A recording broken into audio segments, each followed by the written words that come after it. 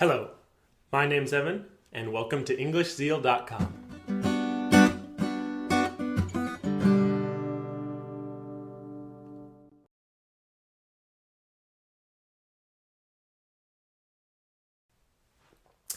Hey, I'm Evan, and welcome back to EnglishZeal.com. This is the grammar review for the story In the Doghouse. So let's go ahead and get started. There's 11 different words and phrases that we're going to go over, and you can see them below the video. I'm just going to start at the top of the list. We're going to go over them a little bit and then talk about a little bit of the culture that surrounds these phrases. So let's go ahead and start at the top. Number one. The line from the story was, when traffic came to a complete standstill. He's saying, I was coming home from work, I got halfway back when traffic came to a complete standstill. When we say it came to a complete standstill, that's saying it wasn't moving at all. When you tell someone to stand still, you're saying don't move. When you use it as a command, you look at someone and tell them, you stand still, saying you shouldn't move. When we say, in this case, we're saying traffic came to a complete standstill. And we exactly say it like that when we're talking about traffic. It came to a complete standstill. And that just means it was moving and then it was stopped because of the traffic. And again, we use that quite a bit when we're talking about traffic. So let's move on to number 2 on the list. In the story, when he gets frustrated and he says, damn it. I just want to talk a little bit about it. You probably heard it before, the word Dammit. It's generally considered offensive. It's, obviously from the hand gestures and the volume of the voice, you can probably guess that it's angry when I say that. When he says that in the story, oh, damn it! It's a very angry thing to say. It's just an exclamation that you say when you're angry. But again, be careful, because it's at the point where it's a little bit offensive. Again, of the offensive things, it's still near the bottom. It's still pretty common to hear people say damn it. No one's going to arrest you for it. But still, it's rude, and a lot of people do find it inappropriate and offensive. So let's go on to number 3. And this is the line from the story. It goes, man, I swear, one of those idiots down at the highway department needs to lose his job or something. So let's start at the beginning. We say, man, I swear. Man, I swear. When you say that at the beginning of a sentence, it's it doesn't really mean anything. It kind of sets the tone for the rest of the sentence. It's saying you're angry. When you can take that phrase and put it at the beginning of just about any sentence where you're going to say that you're angry about something or frustrated about something, or even sometimes that you just want something to happen. It just makes it doesn't mean anything. It just makes the sentence a little bit stronger. Just adding that in front. Man, I swear. Those idiots down at the highway department need to lose their job or something. All right. Now, the next word I want to talk about in this phrase is the word idiots. Again, you may know, idiot is a way to insult someone. You say it's the same as calling someone stupid when you say he's an idiot. But idiot, again, is very offensive. So in this case, when he says one of those idiots down at the highway department, it's saying that, it's very insulting for the people who do that. And again, in this case, he's saying idiots. That's saying all of them are idiots. one of those idiots. All right. And the next thing, just in case it's not completely clear, when I say the highway department, what I mean when he says that is the government group that is in charge of the highways in the country. When we say the highway one of those idiots down at the highway department. The highway department is talking about the government, and specifically the part of the government that is in charge of highways or big roads. So one more time for number 3. So, man, I swear, one of those idiots down at the highway department needs to lose his job or something. All right, let's keep going on to number 4. Number 4, you may find a little bit confusing how it fits in with the rest of the story. I'm going to go ahead and read it for you. But man, of course, that's when the radio decides all it wants to play is commercials and stories about the latest innovations in knitting.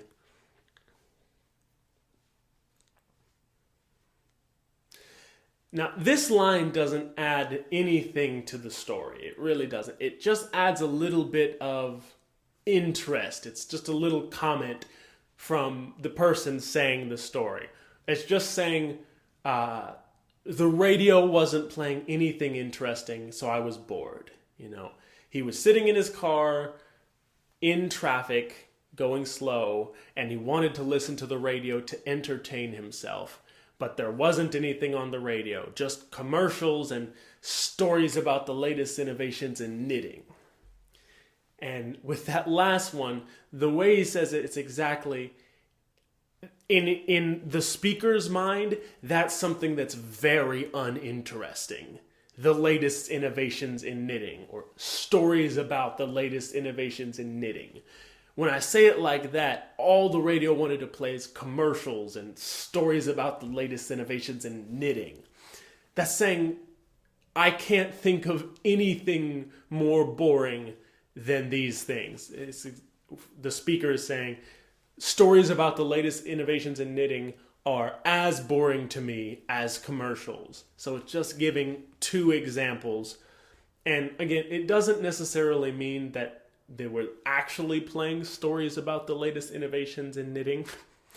It just means that the speaker was bored and there wasn't anything on the radio.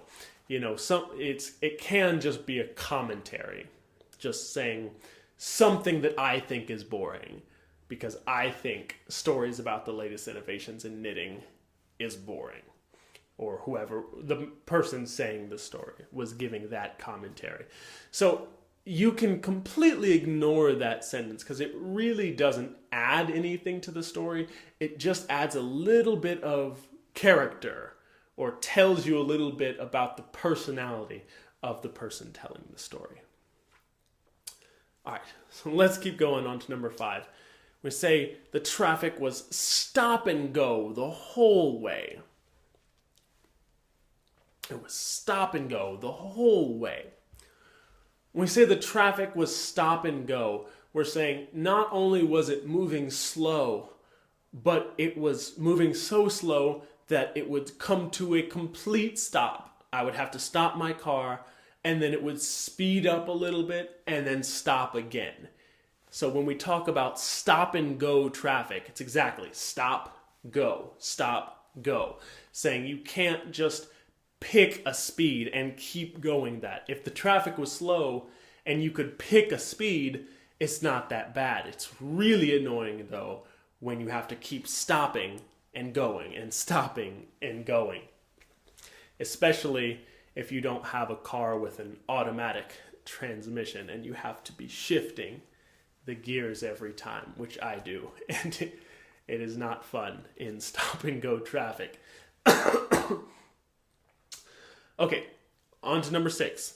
When he said, I'm sitting there in traffic for an hour and a half, just burning my hard-earned money.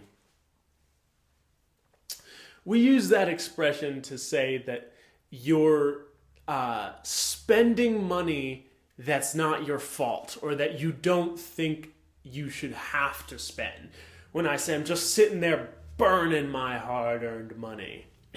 Just burning my hard-earned money. When you say it like that, it's something that you shouldn't have had to do is taking your money from you or taking something from you that costs money. In this case, the speaker is talking about the gas in his car that's literally being burned. You know, you pay to put gas in your car, and sitting in traffic costs you extra money because of the extra gas that you burn. And so here he's saying, sitting there for an hour and a half, burning my hard-earned money. Literally, in this case, burning it with the gasoline. But we use burning my hard-earned money a lot just to say, you know, doing something that I shouldn't have to do, or something that I don't want to do or I didn't choose to do. That is, you know, taking up my money or exactly. Something that's taking up my money. In this case, we're talking about the gas. You know, someone might say, my wife keeps burning all my hard-earned money. Saying, you know, she keeps spending it without, you know, and it's not benefiting me. I shouldn't have to do that. So, that was number 6. Now, number 7. We say it finally started to let up about a mile ahead. It started to let up.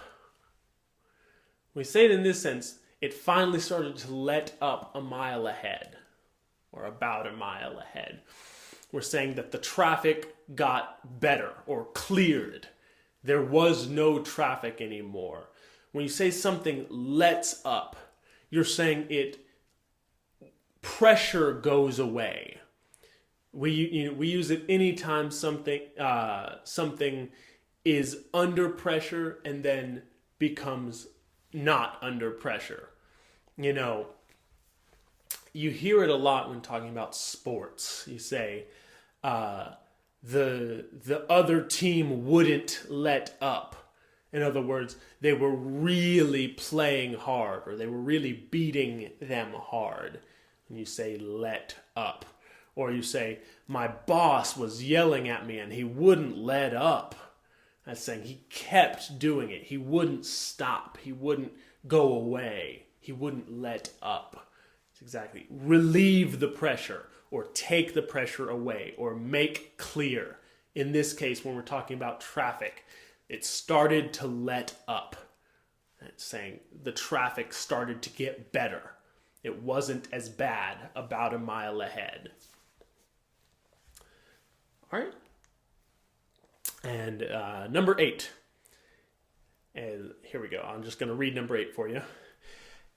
And we got up there, and I see that there was a 4-car pileup in the other lane.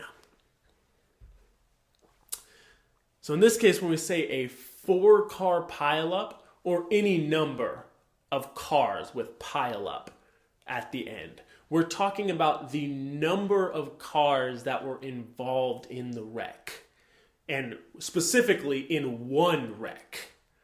When we say there was a 3-car pileup, we mean one car hit the back of another car, the next car hit the back of that car. 3 cars in one wreck together. We say they're piled up. Or, you know, when we're speaking it, we would say a 3-car pile up. And again, they don't have to be hitting from the back. They can be hitting from any direction. Just any collection of cars in one particular wreck. We say a number car pileup, 3-car pileup, 4-car pileup, 10-car pileup, however big it happens to be. And another thing about this, you know, when he says a 4-car pileup in the other lane, it's more frustrating to him, because if it's in your lane, if the wreck happened in your lane, you can kind of understand because it's blocking part of the road. But in this case, it's in the other lane, and people are just slowing down to look at it. And that's the next one we'll get into. We'll go ahead and go there. Number 9. Gosh, Congress should pass a law against rubbernecking or something. So here we have, when we use the term Congress, when we say Congress should pass a law, Congress, if you don't know, is the group of people that pass laws in the U.S. or that make the rules in the United States. And so we say Congress should pass a law against rubbernecking. The term is rubbernecking. And we use the term rubbernecking to mean when there's an accident that's not actually blocking the road, or there's nothing physical about the accident that makes traffic move slow. But because it's an accident, people are interested to see it. And so they turn their head like rubber. They turn their neck like rubber, thus rubbernecking, to look at the wreck while they're driving. They're driving down the road and they're rubbernecking to look at the wreck and see what happened. And typically, you're not looking straight anymore, you're looking over here, so you slow your car down a little bit so that you don't crash while you're looking over here. And that causes traffic to back up. So we said they should pass a law against rubbernecking. That's saying, that's the reason why traffic was bad, because people kept looking over to see it and they were slowing down and it caused traffic to back up for miles. And we call it rubbernecking. Again, just think your neck is like rubber. It moves side to side. And when we talk about a car accident, we say, there was a wreck on the road. It wasn't blocking the road, but everyone was rubbernecking. Everyone wanted to look at it and see what happened. So that's when rubbernecking. All right, number 10. We're almost done. 10. He says, or at least they need to install a lane for those of us who treat seeing another wreck on the highway like they just saw Sasquatch. In this case, Sasquatch is, it's hard to explain. If you take it and put it in Google, you'll get a lot more information. But Sasquatch is a myth. It's a creature that no one really knows exists. It's supposed to look like a man, but be covered in hair from head to toe. Covered in hair. And it's been around, the idea of it's been around for a long time, but no one has ever found it. A lot of people say they have, but there's no proof that it even exists. And so when we say Sasquatch, it's something that no one has ever seen or found. And so it's a big deal, to see Sasquatch or any other myth.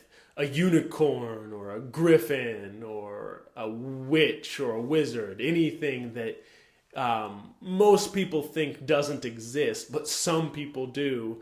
And because of that, if you actually did see one, you'd be very surprised. So in this case, the speaker makes a sarcastic comment. They should install a lane for those of us who treat seeing another wreck on the highway like they just saw Sasquatch. In other words, every wreck, they think it's so interesting that they have to slow down and look at it and rubberneck to see it. They treat every wreck like that. And so exactly, the speaker's saying, if it was me at the front, I wouldn't rubberneck. I would just keep going and not slow down so that there wouldn't be a traffic jam.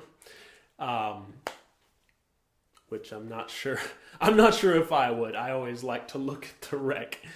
I don't know why, but I always want to see what happened. Just like it was Sasquatch. Every time there's a wreck, I always want to slow down and look at it.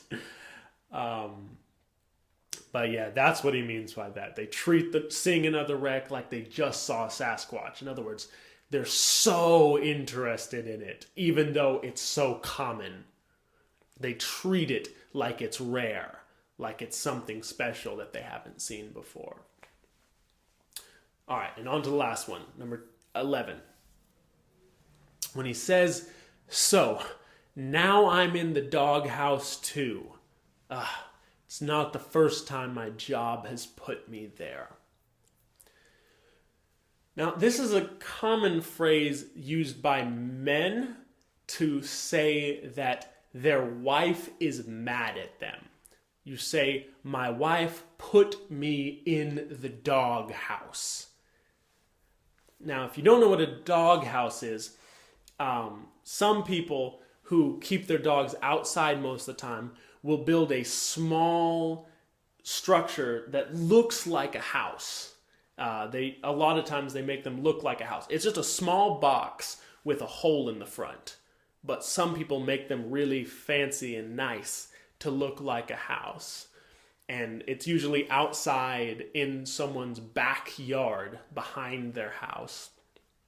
And there's just a little house out back that the dog can go into. If it's raining or windy or cold, the dog can go in there and stay warm when he's outside.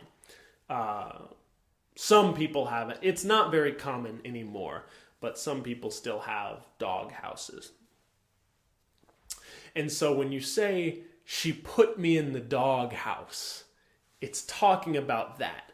It's the same thing as saying, she kicked me out of the house. Say, she wouldn't let me sleep in our normal house because she was mad at me.